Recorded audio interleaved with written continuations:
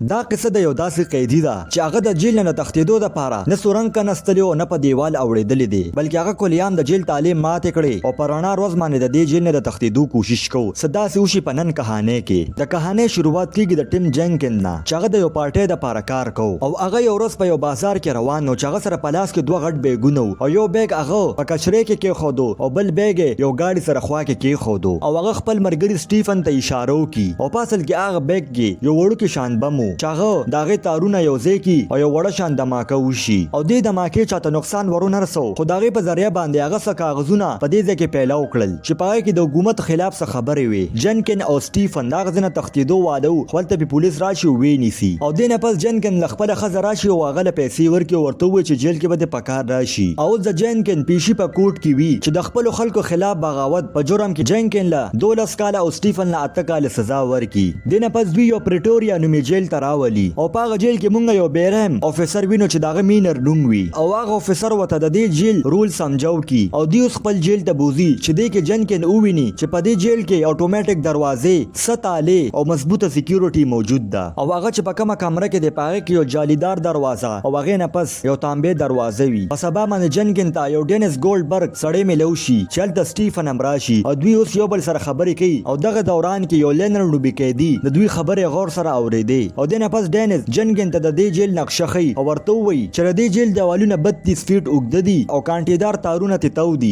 او 24 غنټې پې شوټران تعینات شوي دي نو د دې جیل نه تښتېدل ناممکنه دي خو دغه ټایم کې لینن راشي ورته ووایي چې د دې جیل نه تښتېدل ممکنه دي او زه به ستاسو مدد وکړم خو شرط دا دی چې زه به تاسو سره یو ځای تښتم او دې نه پس جنکن ډینس له څه ورکړي چې هغه ډینس په ټوټ پیس کې پټ کړي او اوس د دوی په دې جیل کې 30 ورځې تېرې شوې او یو شپه جنکن ماچس تیلي بل کړي او دغه تالي سوري ته غور سره ګوري او اوس ورځې تېرېږي او جنکن هم په دې سوچ کړی چې د دې جیل نه به څنګه تښتم او یو شپه د جنکن په ذهن کې یو ترکیب راشي هغه یو کاغذ راواخلي او د دې تالي دا سوري ناپ کوي نو هغه وایي چې د لرګي نه به یو نقلي چابي جوړوم او په سبا باندې جنکن خپلو ملګرو ته دا ترکیب ووایي او ورته ووایي چې موږ به لرګي د کار د ځای نه راپټو خو هغې نه مخکې موږ به د دې تالو دا چابیانې غور سره ګورو او په سبا باندې دوی خپل کار شروع کو او اوس دوی په کینټین کې وي چې دی کې لینر لوښي لاندې خطا کړي چې دې سره د دې ګارډ دا دیان دغې طرف ته شي او هلته چې څنګه مینر راغی نو جنکن غور سره دا چابیانې وګوري او یو څو ورځې هغه دا چابیانې غور سره به کتلې او ډېرو ورځو محنت نه پس جنکن په کاغذ باندې د چابي نقشه جوړه کړي او اوس په دې جیل کې 74 ورځې تېرې شوې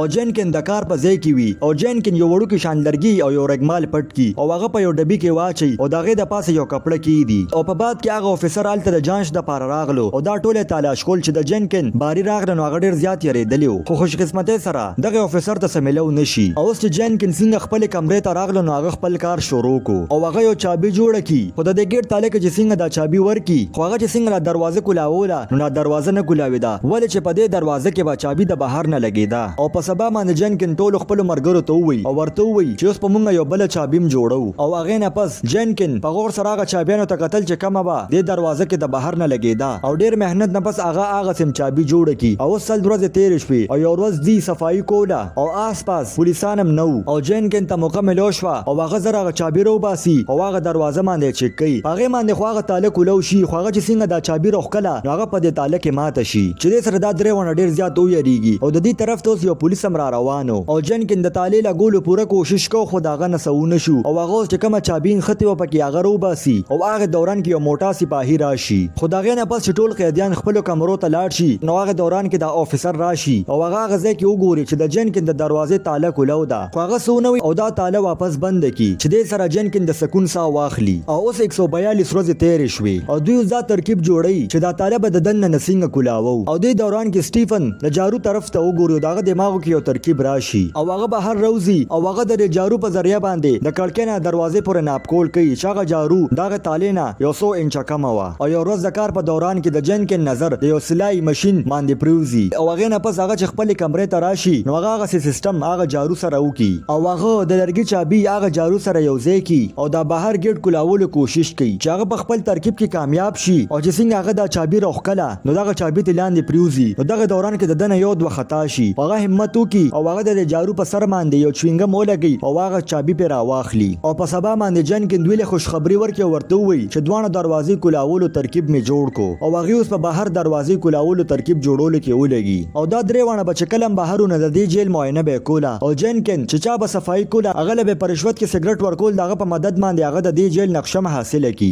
اوس 296 ورځې تیرې شوې او یو شپه جینکن په بیډ کې نقلي پتلی جوړ کی او په آرام سره د خپل کمرې نه بهر روزي او یو دروازې ته راشي او جینکن دا شپه ځکه منتخب کړه چې هغه موټا ګارد ډیوټي وه ولې چې د ډیوټي دوران کې هغه ګارد ډیر زیات سست و خو د هغې باوجود هغې ډیر زیات یېره کې وو او هر قدم به هغې ډیر احتیاط سره اغشتو خو هغه دوران کې هغې په هغه دروازه کولولو کې کامیاب شي او دی کې دا موټا ګارد د خپل ډیوټي دپاره راپاسي او جینکن چې د هغې د خپو اواز واوري نو دې دوران کې جینکن او لینرډ هغې په سټور روم کې پټ شي او هغه ګارد چې څنګه لاړ شي نو دوی په خپل کار باندې بیا ولګي او دوی په بله دروازه کولولو کې هم کامیاب شي دې نه مخکې چې دوی دا بله دروازه کولاوله دې کې سټیفن ټوخي وکړي د دې مطلب دا چې ګارد خپل چکر پوره کو چې دې سره دا دواړه واپس په سټور روم کې پټ شي او دا ګارد چې واپس راځي نو هغه دوران کې دی د خولو ساس کې وویني خو دا دې نظر انداز کې دا غځې نه لاړ شي او دغه ګارد تلو نه پس جینکن او لینرډ واپس خپلې کمرې ته راشي او جینکن اوس ډېر زیات خوشحاله وي او په سبا باندې وارډن راشي او جینکن د خوب نه پاسي او دا وارډن ورته وایي چې د شپې په ټایم کې دی چیلې ګډې سره ولګو څنګه نو دلته د جینکن معافي وغواړي او دا وارډن اوس د ده کمره چې کول شروع کی چې دغه دوران کې یو کپ راپروزي او دغه چابې ټوکړې پکې پرتی وي نو وارډن چې دا وګوري تاسو کې چې دا څه دي نو جینکن ورته په یاره وایي چې دا ما د تصویر لګولو دپاره جوړ کړي دي نو دا وارډن هم ورته وایي چې ټیک شو د هغه ځای نه لاړ شي او د شپې په دوران کې جینکن د ګبراهټ د وجې خوب هم نه ورتلو او هغې نه پس هغه د چابیانو دا ټوکړې د دې جیل په ګوټونو کې پټول شروع کړې او یو ورځ جینکن او د هغه ملګرو څه د عام خلکو کپړې راپټې کړې او خپلې کمرې ته یې راوړې او جینکن اوس په قص باندې ځان بیمار کی نو دلته د وارډن دې ډاکټر له راوستو نو هلته جینکن د اټومیټک دروازې غور سره وګوري او اوس د دوی د تهوار شپه وه او د جینکن د دې جیل نه تښتېدو تیاري هم پوره و او هغه د دې هر څه باره کې ډینس او خپلو ملګرو ته ووایي او هغه ټوټل 39 چابیانې جوړې کړې وي خو په دغه دوران کې ورته ډینس وایي چې زه تا سره د دې جیل نه نه تښتم که موږ هم تښتېدو نو پټېږو به کم ځای کې او جینکن چې په سټارټ کې ډینس له څه ورکړو هغه پیسې وي چې هغه ډینس دله دوباره ورکړي او هغې نه پس دا وارډن دوباره د دوی کمرې تلاش کړي او هغه ته څه میلو نه شي او اوس د غرمې په ټایم کې ټول پولیسان چې دا غځای نه لاړل اوس جینکن او سټیفن د خپلې کمرې نه روزي او هغې په دې خپل پلان باندې کار شروع کړي او د تلو په دوران کې جینکن ډینس ته وایي چې راځه موږ سره خو دلته ورته ډینس منع وکړي او هغې نه پس هغې د جیل د ګوټونو نه چابیانې جمع کول شروع کړې او د عامو خلکو کپړې واچي او مخکې روان شي دغه ټایم کې جینکن د خپلو اوازونه وري چې د دې طرف ته څوک را روان دي او هغه ګارډ وي نو دوی زر په سټور روم کې پټ شي او دا دروازې نیولې وي او د یارې د لاسه رپي نو اوس چې دا ګارډ څنګه راورسي نو هغه وګوري چې دا دروازه خوړه کړي او د هغه د راتلو نه مخکې دلته بجلي لاړه شي ولې چې ډینس خپل بلب مات کړي د هغې د وجې شارټ سرکټ وشي او ټوله بجلي لاړه شي نو دا ټول قیدیان د ګارډ له چغې ورکوي او دغه ټایم کې دا ګارډ چې څنګه لاړ شي نو جینکن او د هغه ملګري د هغه سټور روم نه روزي او اوس دوی مخکې رواني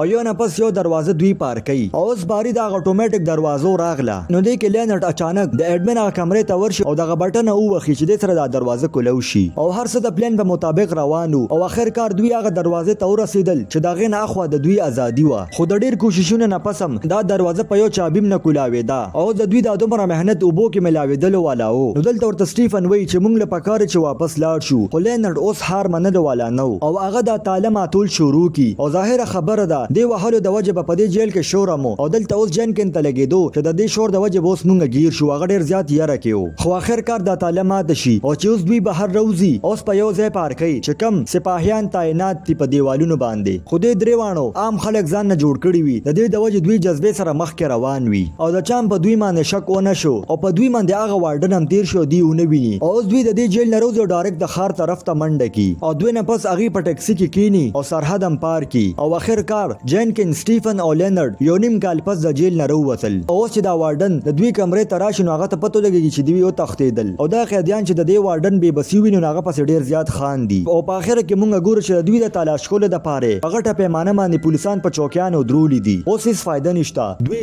بل ملک ته موړېدلي دي او دې سره دا کهاني ختمه شوه که ستاسو دا کهاني خوښه شوې نو دا ویډیو در سره لایک کړئ او چینل در سره سبسکرایب کړئ